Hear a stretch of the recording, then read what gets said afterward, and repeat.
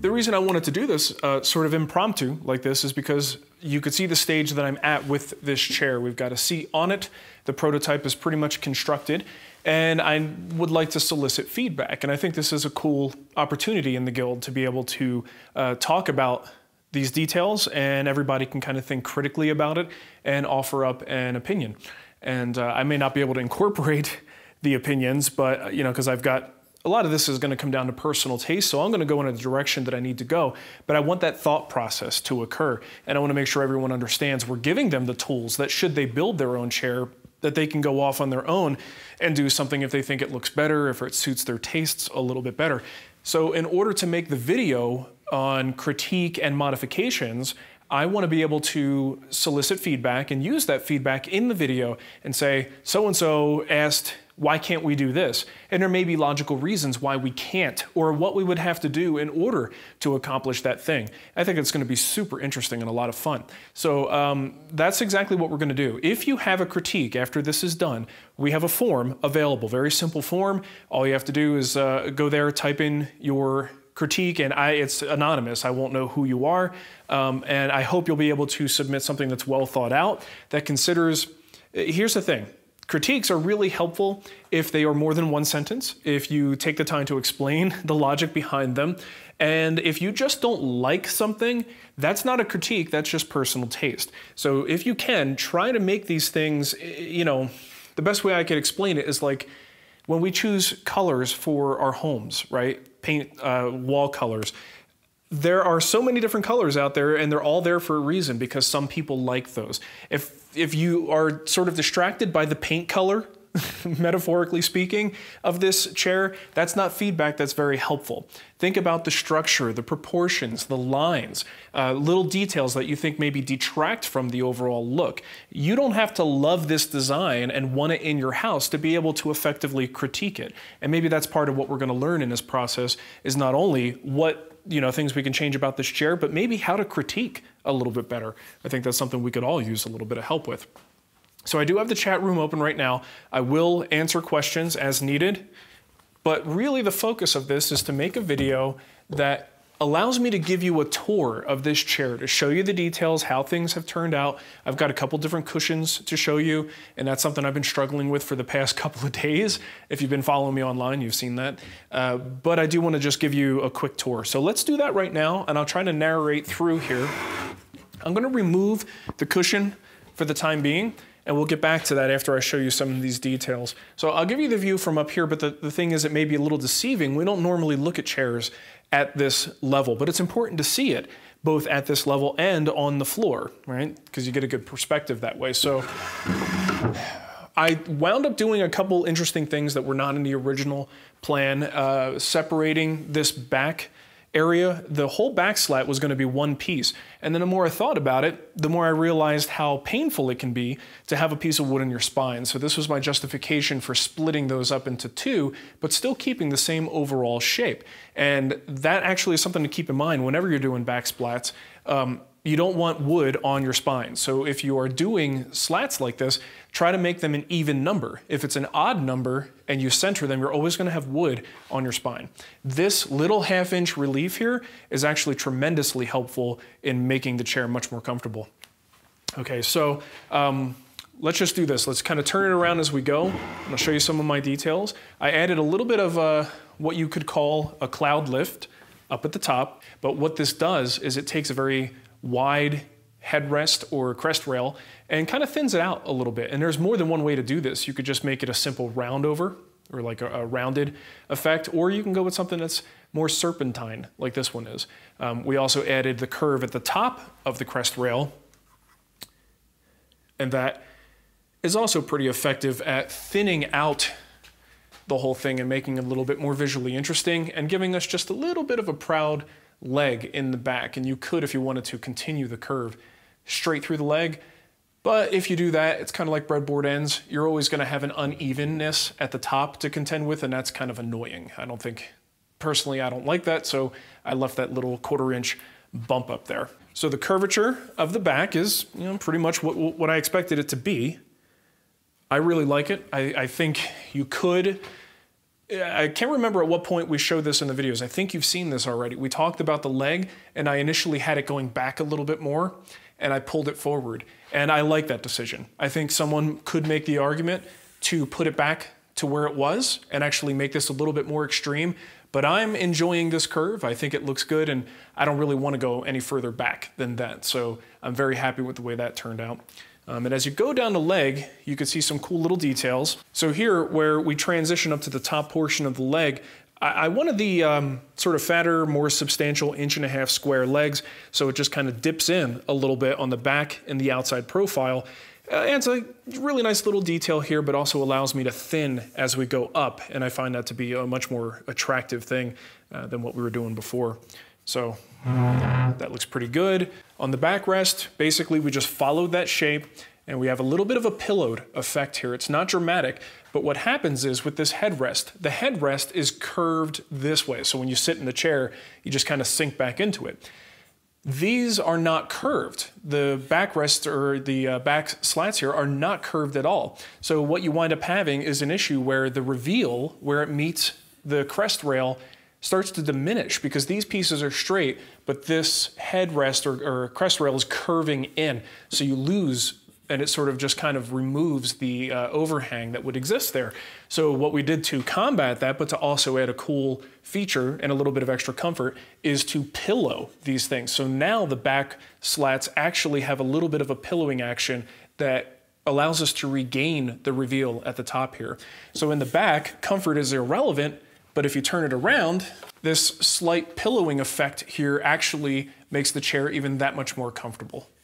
Okay, and again, it's got sort of a peak in the middle and slopes out. And we're talking a very minor amount. It's not a significant amount of pillowing that occurs there. The lumbar support on this thing is fantastic. So a lot of people are questioning the comfort of this. And my mom's sat in it, I sat in it, Nicole has sat in it, stepdad, Arlie has sat in it. And it is absolutely one of the most comfortable dining chair, as far as that format goes, dining chairs I've ever sat in. And this lumbar support just happens to be perfectly located so that it's supporting your back in a way that is natural. Sometimes I'll find that chairs that have good lumbar support, you have to almost exaggerate your posture to make it contour to your back. This doesn't do that. This supports you in a relaxed posture. And when I bring the thing on the ground, I'll actually show that to you. Our front legs are pretty straightforward. And if you remember in the video, I think I mentioned I was a little bit concerned that I didn't take enough off the taper. But I think I'm gonna go with these. We could go a little bit more and it would make these front legs a little bit skinnier, but I'm just not sure that going skinnier is the right way to go here. So it is 1.5 inches thick, and then I have an inside taper on both inside faces, and we're just flat on the outside faces. Okay, and you can see in this angle, you can kind of see our shape. The overall shape as this actually turns out to be about a 17-degree angle this way and this way, making the chair a little wider in the front. And yeah, that's really about it. So let's look at cushions. When I originally went after this design, I thought, all right, people are gonna want options. So let's go with an option that allows them to be either upholstered or a wooden seat. The only way you can do that is with a drop-on overlay seat. If you do an inset seat, you can't do that out of solid wood, right? It wouldn't make any sense. So that's why I went with this design. And the structure and the sizing is based on the fact that I expect you to drop a seat on top. And the more I thought about it, I just wanted to see what it would look like. I know, for instance, David Nichols is probably one of the only people who are just trying to build along as we go, and he's kind of venturing off on his own path. But I know he wants to do an inset seat. So this is particularly interesting to you, David. The inset seat will work here. And the problem is the inset seat reduces your cushion pretty significantly by a couple of inches. So the question is it still comfortable with an inset seat if you've reduced your overall cushion? So let's start with the overlay, and you can see how much cushion you get out of this drop-on version. Imagine reducing it by at least 1 inch on each side, and that's what the inset seat does. So here's the inset, and it actually is a little bit too big. I gotta to get it in there, I really gotta pound it in, so I might not do that right now. So, I mean, obviously it's sitting very proud here. Imagine it going down about an inch. But what we're looking at is the difference in actual support on your tush. Okay, we lose quite a bit by going to an inset. So to accommodate an inset seat, I'm gonna hold to my recommendation that I think you should probably make the chair a little bit wider. Add an inch or two to the total width of the chair. That opens up the space in the middle so that the inset seat actually represents a cushion that's more comparable to this and would drop in. And then you still get the benefit of a much larger cushion that pushes the legs out a little bit. You have less of a chance of rubbing your feet or the back of your legs onto this leg material here. So while it does work and this design will accommodate an inset chair, be absolutely sure, make a prototype or make some kind of test material like David did out of foam. Make sure you're okay with a seat being a little bit more narrow than is ideal. All right, so that's two of the options here. And of course, I do have a wood option. Oops, as I drop the cushion. This I stole off of one of our other chairs. I didn't make a wood version for this because I personally do not like the wood option, but that doesn't mean that you shouldn't consider it. So this is just a regular wood seat. So technically, you've actually got yourself three options there, and the build gives you enough information and know-how that if you really did want to widen this chair, it's a bit of a trivial detail. You're just adding a little bit of length to the parts. All of the joinery is done pretty much exactly the same way. Just keep in mind, if you go wider, you may also want to go a little wider with your back slats to take up some of that negative space, okay? So, when I sit, I don't have the annoying thing that we had. Remember in the early planning videos, I talked about the back of the knees. I don't really have that until I put my knees all the way back. Then I make contact with the rail, but it's really not that bad. And generally speaking, I only go about this far with my legs and I don't feel it on my calves. Now for the back, let's turn on a profile here. This is what I was talking about. So a lot of times a chair is built so that you have to exaggerate good posture to go, oh yeah, now I feel it. But look what happens. My lower back isn't really even making contact. So if I go for a relaxed posture, just like this, not bad posture, I'm just relaxing. Look where my back is. I'm nesting right into that lumbar support, right? So everyone that has sat in this so far has been pleasantly surprised at the point at which that support makes contact with your back. And then on the top, that crest rail just hugs your shoulders really nicely. So I don't know. I think we may have lucked out on that because I think that's something that you generally want to design a prototype, test, see how comfortable it is, and then you make decisions and slight changes. You don't often just nail it on the first shot. So I suppose it could be improved. There are things we could do to improve it, but right now it's pretty rock solid and where I would hope it would be, better than I hoped it would be. And a lot of people were mentioning these back slats. Do they provide enough support? Is all this negative space a problem? Well, most people, not everybody, but most people are sort of triangular shaped from your shoulders to your waist. So if you have this point of contact down here, that's the skinniest portion of your back, and this is not requiring a whole lot of contact to be comfortable. So having it only be about 4 to 5 inches wide down here is fine. Up here, this negative space is irrelevant because most normal height people, your shoulders are actually on the crest rail, not on the backrest. So you are fully supported once you get back to that area there. So overall, I'm very happy with it, but what I really want from you guys is your opinions on the critique. Again, please make your critiques well thought out. Try to keep taste and opinion as a secondary thing, and let's focus on just making a good piece of furniture and what things you might do differently, okay? Have I sat Mateo in it? No, well, I have not sat my kids in it and had them lean back, Dan, because my kids don't yet know that you can lean back in chairs. And I don't want them to figure that out anytime soon. So I'm not gonna teach him that. He'll figure it out eventually. Not sure if it has been mentioned, this is from Nick, but I noticed the deflection in the chair back rails when you sat in it. Have you thought about beefing them up? No, Nick, not at all. Wood is incredibly flexible, and some of the most comfortable chairs I've sat in have had portions of the backrest made to be so thin that they flex intentionally. And the flexing is actually a factor of comfort. If it's totally rigid and doesn't move at all, it's not quite as comfortable as something that has flex. So the only time I would worry about beefing them up is if I thought that they would break. And a little bit of flexing is not going to cause it to break. The joints here that hold everything together are completely secure. But if there's a little bit of flex in here, I'm perfectly fine with that. In fact, I think it just adds to the comfort of the chair. Let's see, Gonzalo, are you making accommodations for felt pads or something similar to avoid scratching the floor? We'll put felt pads on, and we have to. We've got hardwood floors. I've thought about the possibility of maybe getting a Forstner bit and finding a very common size of those felt pads and just doing a very light recess, because those pads always want to come off because they peel. But if you could pop them into a slight recess where it's surrounded by wood and still sticks out proud, you actually get a much better result, and it helps to level out the chair as well. So that's a possibility. That's certainly something we can do, but that's very much a final thought on the project when it's done. Textfire loves the back and the back legs, not as in love with the framing underneath the seat. It's much straighter and squarer. Have you considered a gentle curve or a scallop? You can do that, but no, I haven't, because I think that's too much. It's too ornate for my tastes. I don't really see a good way to make this stuff more curvy or organic to sort of match what we've established in the back. I don't think it detracts necessarily, but I see what you're saying, that if you see curves and things back here, you might expect to see them in here as well. But trust me, try it, and I guarantee you're gonna look at it and go, well, that looks like it's a little too much. And I can't really find a good way that doesn't detract from the whole piece.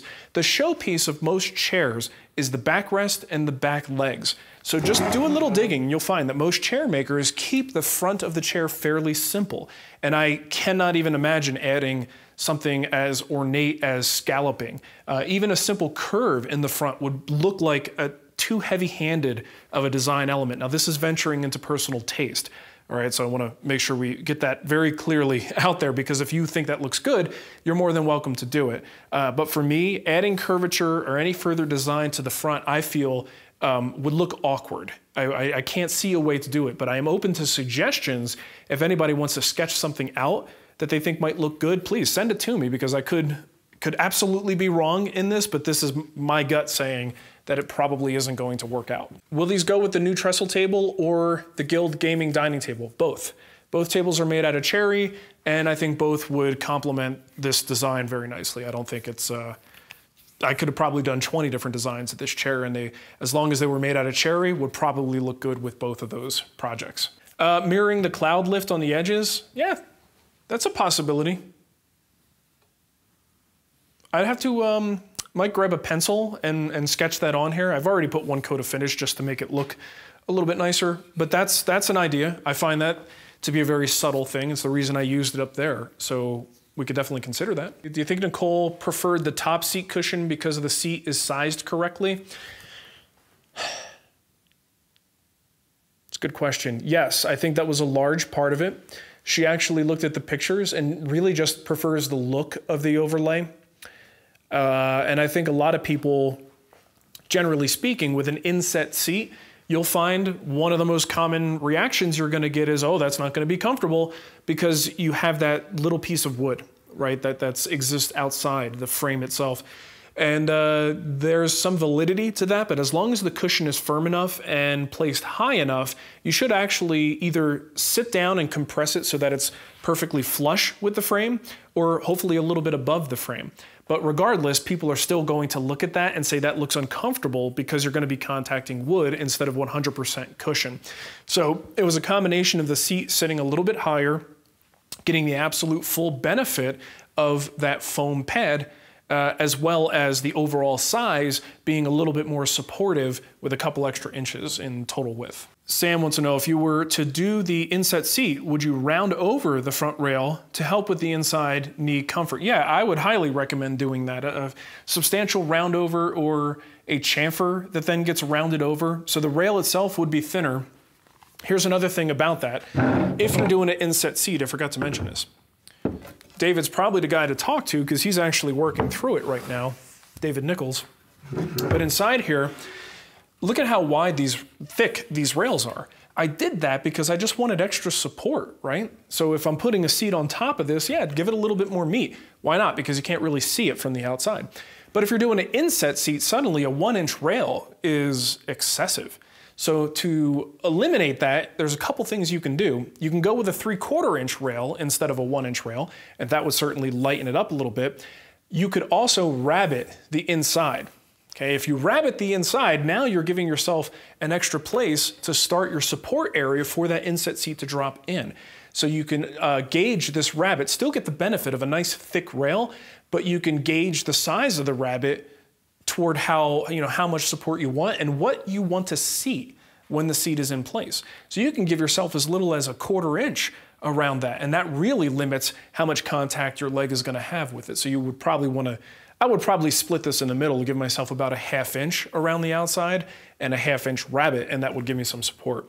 So keep that in mind though, with the inset seat, that outside rail suddenly becomes a major component of the visual impact. Did you consider doing rails halfway down the legs to strengthen them, something like an H pattern? Nope, did not consider that. I didn't think it would look right for this piece. It's good for certain chairs, certainly does make them stronger, but I didn't feel it was appropriate at all for this design. It kind of clashed, I would think it would clash with it. You could, Jeff wants to know if I'll have corner blocks. You could include corner blocks. Anytime you have a open frame structure like this, there's nothing wrong with adding some corner blocks in here. And what he means basically is on the inside of this frame, you could have a block that spans, you would just cut it at the proper angle, attach it into the rail, and it kind of gives you extra support for your seat, but also helps hold everything nice and square. And it's kind of a belt and suspenders approach to the inside framework. I don't think I'm going to do it. I don't really think it's going to be necessary. By the time everything is secured in place, the cleats are in there holding the seat frame. The seat frame effectively is that belt and suspenders for me. So there's no reason you couldn't do it. I just don't really see the need for me to do it. Okay, so appreciate your critiques. Thank you for taking the time to do one. If you decide to do one, I really, really appreciate it. That's really about it. So thanks everybody. I'll see you later.